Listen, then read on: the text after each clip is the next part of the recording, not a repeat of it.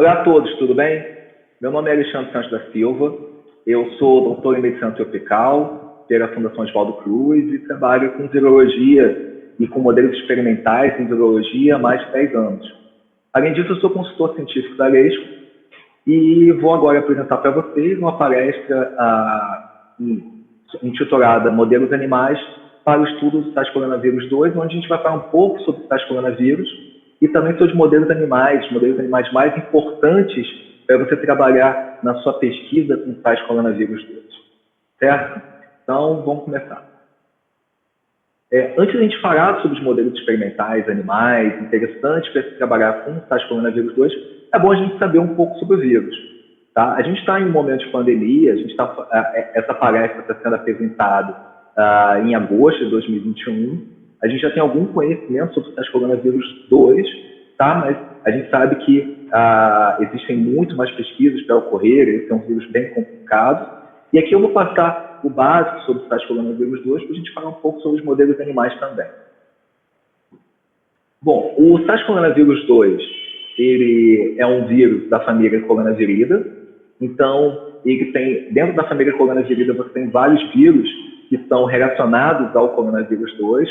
Você tem vírus encontrados em animais, como cachorros, você tem outros vírus encontrados em crianças, em adultos, e tem dois vírus principais que eles causaram surtos e epidemias no mundo. E esses dois vírus, eles são geneticamente relacionados ao SARS-CoV-2.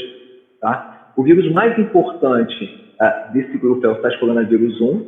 Ele causou um surto na região ali da China, em 2003, é o vírus da síndrome respiratória aguda grave, e 9 anos depois apareceu o MERS-CoV, que também é geneticamente relacionado ao SARS-CoV-2, que é chamado de vírus da síndrome respiratória do Oriente Médio, que causou um surto ali na região do Oriente Médio, mas nenhum desses dois vírus, mesmo sendo tão bem relacionados, tão bem aparentados ao SARS-CoV-2, ele causou surtos dessa proporção que a gente está vendo nesse momento. Tá? O SARS-CoV-2, ele é um vírus envelopado, ele possui envelope. A gente sabe que alguns vírus possuem envelope e outros não. Isso vai depender do ciclo viral desse vírus. Tá? Os vírus envelopados, como o SARS-CoV-2, eles têm uma proteção um pouco maior.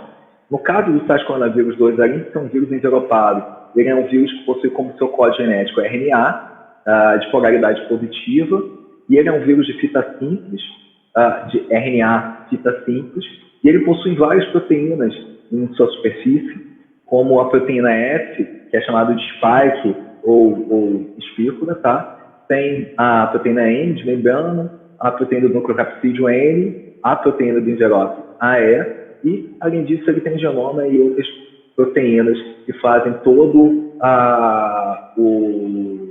o formato desse vírus e que ajuda o vírus a se replicar, a se dividir e a infectar o seu hospedeiro. Se a gente pensar um pouco na epidemiologia, a gente está dando essa palestra no final de agosto de 2021. Até o momento, a gente tem uma quantidade muito grande de casos confirmados. A gente tem no mundo todo 213.752.662 casos confirmados de SARS-CoV-2. Isso vem aumentando com o passar do tempo, mesmo com a vacinação. E quando a gente fala de casos confirmados, a gente está falando daqueles casos que a gente tem uma confirmação de diagnóstico laboratorial, mas a gente sabe que o número de pessoas infectadas é muito maior do que esse número de casos confirmados. A gente tem, no mundo todo, 4.459.381 mortes. A gente também sabe que é muito maior o número de mortes, porque várias pessoas que morreram pelo coronavírus não foram diagnosticadas, continuam não sendo diagnosticadas como coronavírus no mundo todo, principalmente em países de desenvolvimento. E no mundo todo a gente tem, hoje em dia, 4.953.887.442 doses de vacinas administradas, principalmente em países de desenvolvimento, tanto na Ásia quanto na Europa, quanto na América, quanto nas Américas e na Austrália, por exemplo, em países desenvolvidos, quer dizer, e em países de desenvolvimento a gente não tem uma quantidade muito grande de indivíduos vacinados, tá? O que mostra que essa epidemia ainda vai continuar algum tempo, pelo menos em alguns países. Bom, se a gente pensar no Brasil até o momento, a gente tem 20.614.886 casos confirmados, é uma quantidade bastante grande de casos confirmados, sendo que esses casos a gente sabe que pessoas infectadas, a gente tem um número muito maior de pessoas infectadas exatamente pelo diagnóstico, que aqui no Brasil ele ainda não está 100%, e o número de mortes é de 575.742 casos. Isso vem aumentando ainda diariamente. Hoje, se eu não me engano, a gente está numa média de 800 mortes por dia. Tá? E no caso de doses de vacinas administradas, a gente tem 165.960.369 doses administradas, mas isso vai aumentando em relação com o dia, diariamente, porque a gente ainda está vacinando aqui no Brasil uma quantidade muito grande de pessoas, no Brasil todo, diariamente. Mas a epidemia não acabou, a gente sabe que ainda tem muita coisa para se estudar, até para produzir novas vacinas, para ter novos antivirais e até tendo cuidado com novas variantes. Então é importante a gente continuar estudando o SARS-CoV-2. E aí, ao estudar o SARS-CoV-2, a gente tem que pensar também no ciclo desse vírus. A gente tem que pensar como esse vírus vai entrar na célula. E aí aqui eu trouxe para vocês uma figura do vírus com as suas proteínas, mas eu queria falar dessa proteína, que é aquela espícula, ou S, ou spike, que é a proteína mais importante de superfície do vírus, que ajuda na entrada desse vírus na célula. Essa proteína spike, ela entra em contato com um receptor chamado ACE2, que é o receptor da enzima de conversora de angiotensina 2, e esse receptor, em conjunto com o receptor que a gente vai falar daqui a pouco, ajuda o vírus a entrar na célula. O receptor ACE2 é importante porque ele é encontrado em vários tecidos do corpo humano, como pulmão, coração, cérebro, rim, intestino, dentre outros tecidos, tanto do corpo humano quanto em outros animais, em outros mamíferos, e por isso ele ajuda esse vírus a ser encontrado em vários tecidos do corpo humano e de outros animais, poder infectar esses tecidos e levar ao aumento da infecção e aumento da gravidade dessa infecção, por isso que esse vírus também é muito complicado. Além do ACE2, como eu falei anteriormente, a gente tem um correceptor chamado o receptor de serina protease transmembranar 2, ou TMPRSS2, tá? Junto com o receptor ACE2, eles ajudam então o vírus a entrar na célula e para você conseguir ter um modelo experimental animal, para você conseguir ter um animal que se infecte por esse vírus, você tem que ter esses dois receptores similares aos de células humanas. Então, esses dois receptores similares aos das nossas células humanas, em um modelo animal, é a condição necessária para que esses modelos animais eles mimetizem a patogênese da infecção. Então, você tem que ter um modelo animal que tenha pelo menos esses receptores de forma similar aos de células humanas. Então, os animais utilizados no laboratório, ou os animais em si, para você ter a infecção, você tem que ter esses receptores. A gente sabe que alguns animais, como os porcos, os furões, os gatos, os primatas não humanos, eles possuem receptores ACE2. Esses receptores, eles são reconhecidos pelos vírus, tá? Enquanto outros animais, eles não possuem esses receptores. E a gente sabe que nenhum modelo animal ele vai mimetizar perfeitamente o perfil clínico do SARS-CoV-2 encontrado em humanos. Então, o estudo desse modelo animal continua. Você tem que saber exatamente qual é o perfil de estudo que você quer, qual é a pesquisa que você quer, para saber qual é o seu modelo animal que vai mimetizar aquela pergunta, vai mimetizar o perfil clínico que você procura, tá? O SARS-CoV-2, ele causa a doença chamada Covid-19, tá? A Covid-19 é transmitida pelo contato direto ou a partir de aerossóis. Hoje em dia, a gente tem noção que o período de incubação vai durar de 2 a 14 dias. E em relação ao SARS-CoV-2, as infecções podem ocorrer em humanos de forma diferente. A gente sabe que boa parte das pessoas se infectam e não apresentam sintomas, que são infecções sintomáticas. Uma outra parte, bem menor, mas ainda assim uma parte importante, apresenta infecções sintomáticas, como febre, dor de cabeça, sintomas respiratórios, fadiga, náusea, perda de olfato e o paladar. A gente também tem uma coagulação disseminada para o corpo todo, dentre outros sintomas. E as infecções mais graves podem levar a danos intestinais, respiratórios e hepáticos, podendo causar choques sépticos e falha em vários órgãos, levando até o óbito desses indivíduos. E o SARS-CoV-2, hoje em dia, a gente já sabe que pode ocorrer reinfecção após a pessoa se infectar pelo SARS-CoV-2. Outro fator importante, quando a gente estuda o SARS-CoV-2, é a presença de sequelas, tá? Essas sequelas ocorrem depois de você infectar pelo vírus, você já está livre pelo vírus, mas você tem algum efeito de longo termo, que a gente pode chamar de sequelas. A gente já sabe que pelo menos 80% das pessoas infectadas apresentam um sintoma, uma sequela. Essas sequelas podem variar desde fadiga, perda de peso, dores articulares, olhos avermelhados, perda de cabelo, dor de cabeça, tá? Desordem de atenção, que é muito encontrado também. E a perda de paladar e olfato pode durar por muito tempo, ou uma mudança no paladar e olfato. A pessoa pode, por exemplo, pode sentir um sabor que não era o esperado para o que ela está bebendo ou para o que ela está comendo, tá? Uma boa parte das pessoas também apresenta perda de memória, dentre outros fatores. Trazendo aqui para vocês, eu acabei de ler que no Brasil, aqui no Rio de Janeiro, eu sou do Rio de Janeiro, né, vai ser criado um instituto que vai estudar essas sequelas em indivíduos infectados pós-infecção. E eu acredito que vai ser um fator muito importante para o coronavírus, que a gente ainda não sabe muito sobre as sequelas, nem quanto tempo dura essas sequelas, tá bom? E aí, quando a gente fala de coronavírus, um fator importante é saber onde a gente vai trabalhar com esse vírus, tá? Então, a gente tem que saber a classe de risco do SARS-CoV-2. Lembrando um pouco de classe de risco dos micro-organismos, a gente sabe que a classificação de risco vai ocorrer de acordo com o risco que esse vírus oferece ao profissional que trabalha com os agentes microbiológicos e aos outros indivíduos, ou seja, ao risco que leva ao coletivo.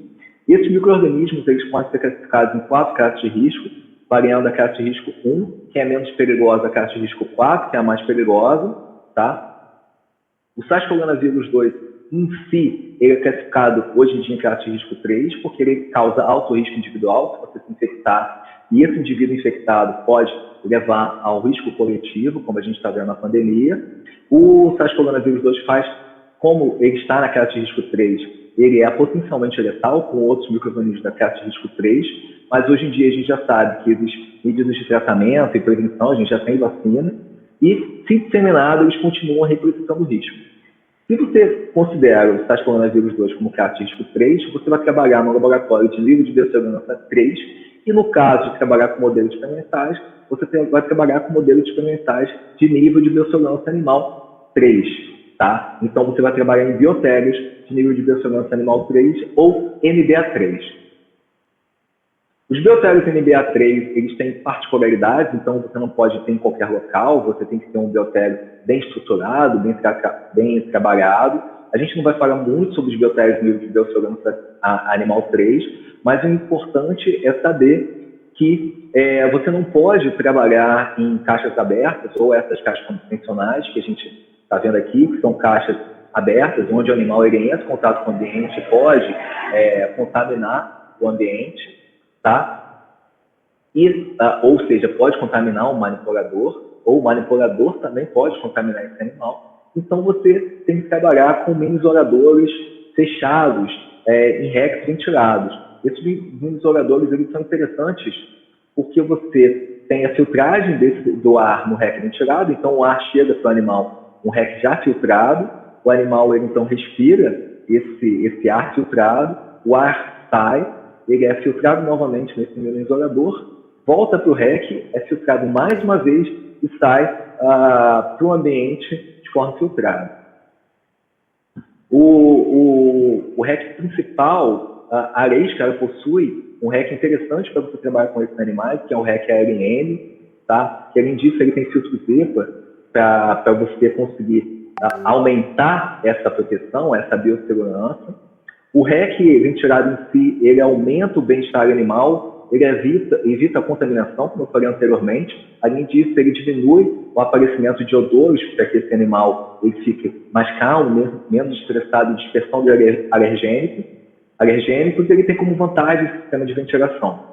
Existem modelos tanto para camundongos como ratos, cobaias, hamsters, coelhos, mas no caso do coronavírus, do SARS-CoV-2, a gente vai ver aqui que os animais principais que utilizam esses REX são os camundongos e os hamsters, tá? A gente tem muitos estudos com ratos e coelhos, mas ratos a gente não tem resultado nenhum interessante. O coelho a gente vai trazer aqui no estudo, mas ele também não é muito interessante.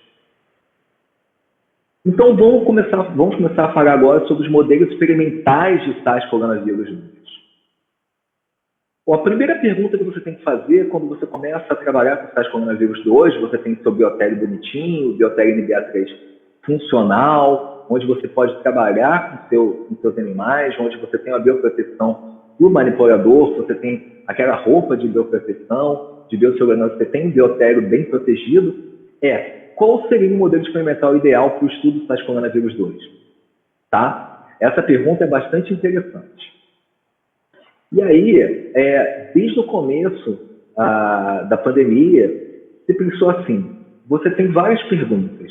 Você tem uma pandemia, você tem uma infecção, mas o que você quer fazer na sua pesquisa?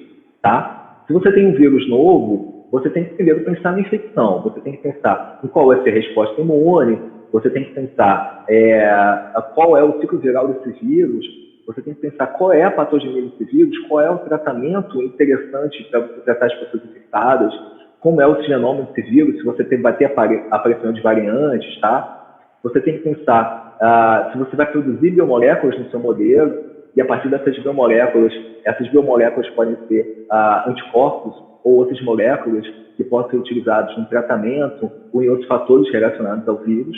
Então, como você vai utilizar esse modelo animal é uma pergunta importante que vai te ajudar a responder a pergunta ao seu objetivo da pesquisa.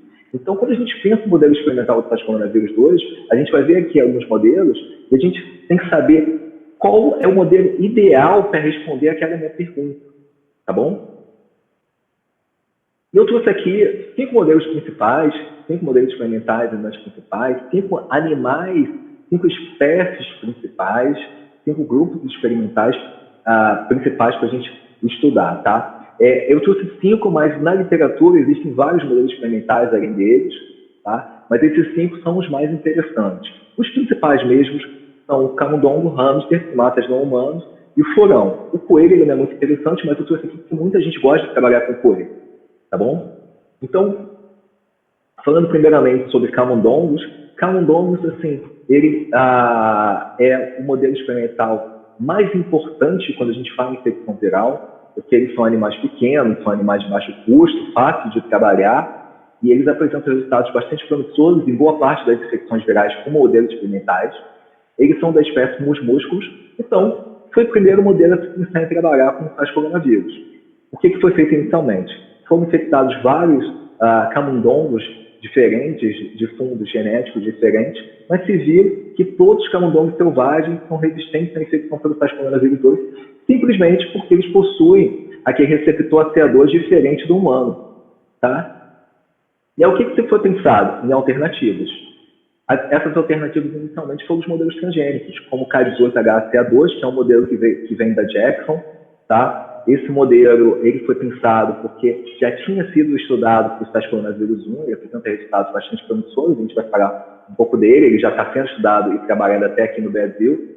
A gente tem um ADV-HCA2, que é um modelo que utiliza como vetor o adenovírus, e a gente tem um outro modelo chamado HACA2. E a gente também tem esse terceiro modelo, que é o chamado de vírus adaptado, ou ME10. O que foi feito? Você pegou um vírus adaptado, você pegou um vírus selvagem, você fez várias passagens em camundongos selvagens, e esse vírus, então, ele ficou adaptado a esses camundongos. Ele ficou adaptado ao trato respiratório de camundongos valpicê, tá? Aqui a gente vê mais ou menos como ocorreu essa dinâmica, tá? A gente tem camundongos valpicê, você tem o vírus SARS-CoV-2, esse SARS-CoV-2, ele foi inoculado pela via intranasal, em camundongos bulbo C, foi feita a passagem triada em até 10 vezes, e aí, depois de 10 vezes, foi retirado esse vírus, ele foi propagado. Então, esse vírus ele estava adaptado a camundongos bulbo C. Esse vírus adaptado, ele foi estudado em camundongos com fundo black, jovens de 10 semanas, bulbo C, jovens e bulbo C mais idosos, de um ano, e se viu que esses animais eles apresentaram a perda de peso, um aumento da replicação viral nas vias respiratórias e no pulmão, tá? E disfunção respiratória também na patologia nasal, mostrando esse modelo muito interessante. Mas o grande problema é o seguinte, não é mais um vírus selvagem, é um vírus adaptado. Então, assim, qualquer trabalho que você faça não vai levar em conta principalmente o vírus selvagem ou as variantes, tá? Então, se você tiver um resultado interessante, talvez se você passar isso para um vírus selvagem, o resultado não vai ser igual. Mas ele está sendo bastante estudado em alguns locais, tá? Bom, o K18HCA2, que é aquele camundongo transgênico, está sendo bastante utilizado também, ele é feito da seguinte maneira. Se inserir um vetor contendo ACA2 humano nesses camundongos, e esses camundongos, então, eles começaram a expressar esse ACA2 em células epiteliais de vários tecidos, como o trato respiratório, células epiteliais do trato respiratório, e em células de vários tecidos, em vários órgãos, como pulmão, fígado, rim, baço, coração, intestino. Esses animais, eles apresentaram vários sinais, como perda de peso, tá? Além disso, eles têm apresentação clínica variando desde atividade reduzida, aumento da respiração e letargia. O RNA viral também foi encontrado em vários órgãos, como a gente vai ver daqui a pouco, mas ele não vai seguir o mesmo caminho do vírus em humanos, tá? Ele vai infectar vários órgãos, mas a disseminação viral para o cérebro é a principal causa de morte. Não é a infecção respiratória, nem a coagulação. Mas mesmo assim ele apresenta pneumonia moderada, multifocal e intersticial e apresenta anticorpos IgG, antiproteína S do SARS-CoV-2. Aqui um pouco o que acontece com esses animais, tá? Aqui há uma figura mostrando que o vírus, depois de ser inoculado nesses animais, ele entra em contato a essa proteína expressada na superfície, o HCA2, tá? Depois de entrar em contato, o HCA2 então ajuda ele a entrar na célula e ele é encontrado no pulmão e em outros órgãos. Como a gente pode ver aqui, ele é encontrado no coração, no cérebro, no rim, no baço, no duodeno, no íris, no colo e um pouco menos no solo. Aqui no pulmão a gente vê que ele é encontrado até o 7º dia após a infecção, tá? Mostrando que a gente também pode estudar ele como uma infecção respiratória. E a perda de peso, ela começa a ser observada a partir do 3º dia após a infecção. Aqui está o animal infectado com essa linha azul, comparado com o animal não infectado com a linha preta, tá? Então, falando um pouco sobre os furões. O furão, ele é um animal da espécie Mustela-Putulus furo. Ele não é muito estudado aqui no Brasil, mas ele é interessante quando a gente fala em infecções respiratórias, porque ele possui similaridades tanto anatômicas como fisiológicas com o sistema respiratório humano. E fora do Brasil, ele é muito utilizado para estudar o vírus influenza, a infecção pelo vírus influenza, e também já foi estudado e está sendo também estudado para um outro coronavírus, aqui que a gente falou no começo, o SARS-CoV-2. E ele é bastante interessante porque é um animal de pequeno porte, de fácil acomodação, quando comparado, por exemplo, com os primatas não humanos, tá? Em relação ao SARS-CoV-2, a infecção desse vírus no furão, ele é bastante interessante também, porque o vírus ele possui afinidade pelo ACA2 dos furões, tá? E o mecanismo de transmissão do vírus nesses furões, ele é bem parecido com o que ocorre com a transmissão humana.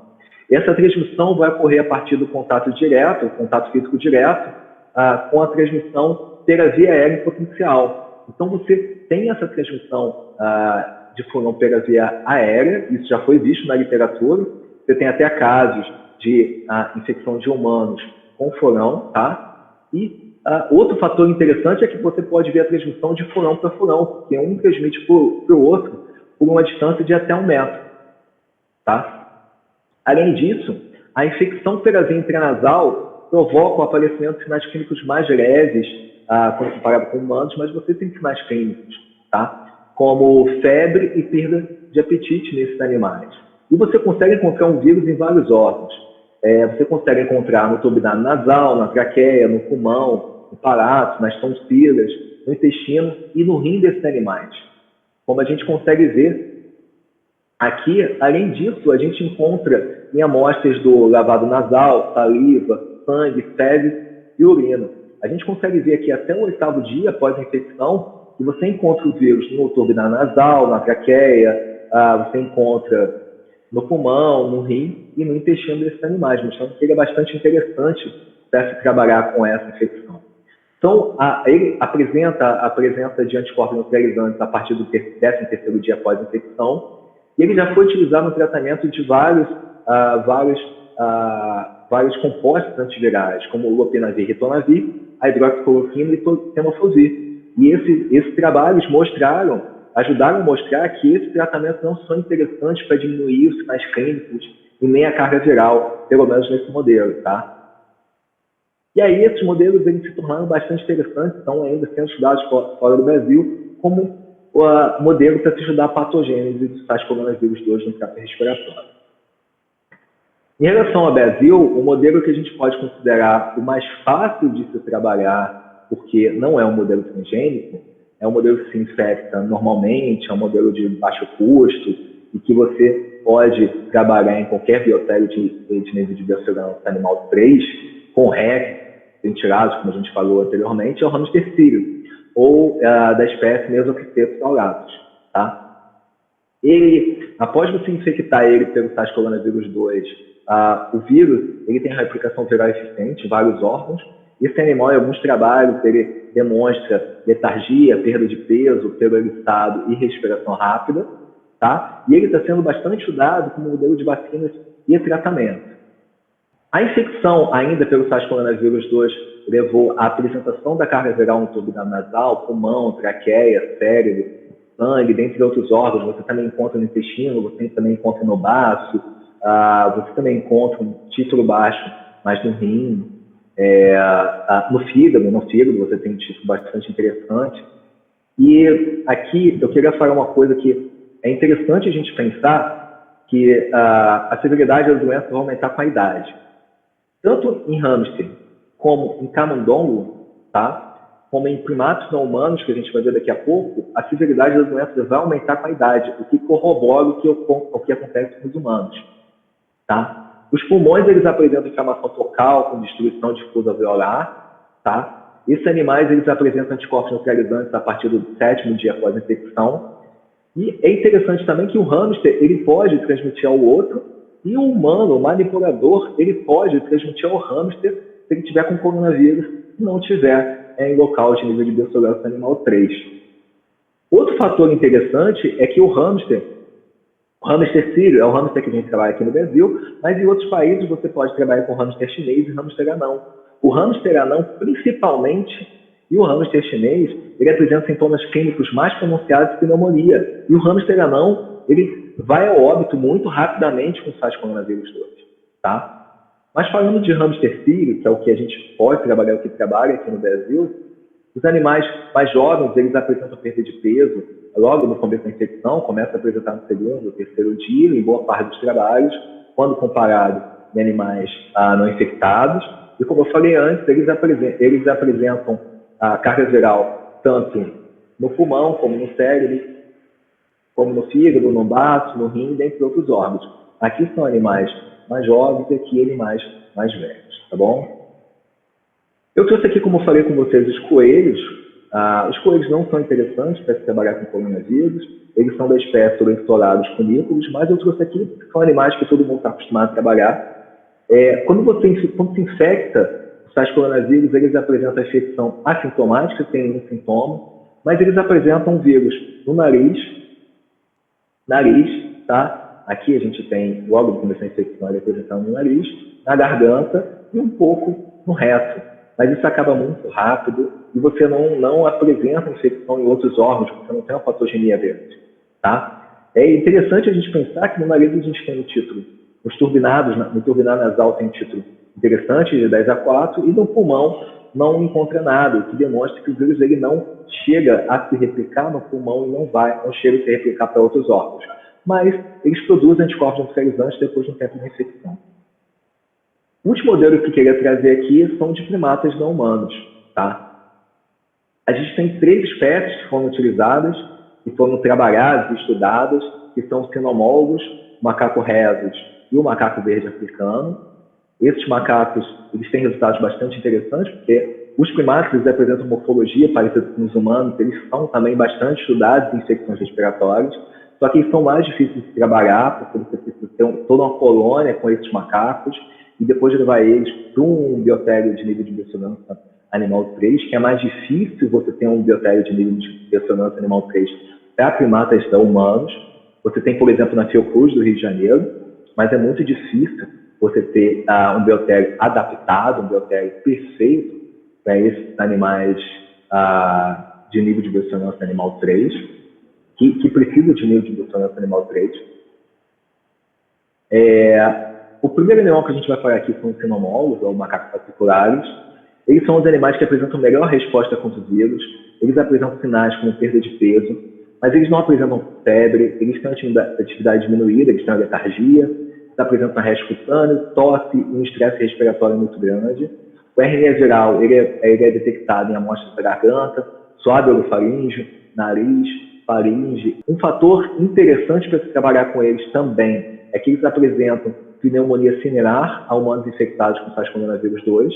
Eu vou falar agora dos 2 últimos animais. Primeiro sobre o macaco rhesus. O macaco rhesus ele não apresenta manifestações clínicas. Eles apresentam anticorpos específicos contra o domínio F1 e proteínas do nucleocapsídeo do SARS-CoV-2 2. Eles apresentam replicação viral no lavado broncoalveolar e swabs nasais. E você também encontra infiltrados pulmonares e pneumonia intersticial. Os idosos vão apresentar maior replicação viral no pulmão, então aqui a gente continua falando de animais idosos. Um fator interessante quando a gente trabalha com SARS-CoV-2 e de se pensar é que não adianta você também escolher um modelo, você tem que encontrar um modelo em que os animais eles tenham uma boa replicação viral, uma boa infecção, e os animais idosos sempre eles estão se apresentando como animais mais propensos à infecção. E aí você tem uma dificuldade, que é onde você vai encontrar animais idosos para se trabalhar rapidamente, principalmente quando a gente pensa em primatas não humanos. Tá? Então, eles apresentam maior replicação viral no pulmão, suave nasofaríngeo e anal. Por último, a gente fala do macaco verde africano. Esses macacos eles não apresentam manifestações clínicas, eles apresentam apenas diminuição do apetite, mas eles apresentam alto nível de replicação viral encontrado no trato respiratório até o 15º dia após a infecção, e vírus encontrados nas fezes, até o 28º dia após a infecção. Além de apresentar pneumonia intersticial, inflamação e edema pulmonar. Como a gente vem falando de idosos, a gente tem que lembrar que nesses animais, os animais idosos, eles apresentam lesões pulmonares mais graves e doença similar à Covid-19 severa.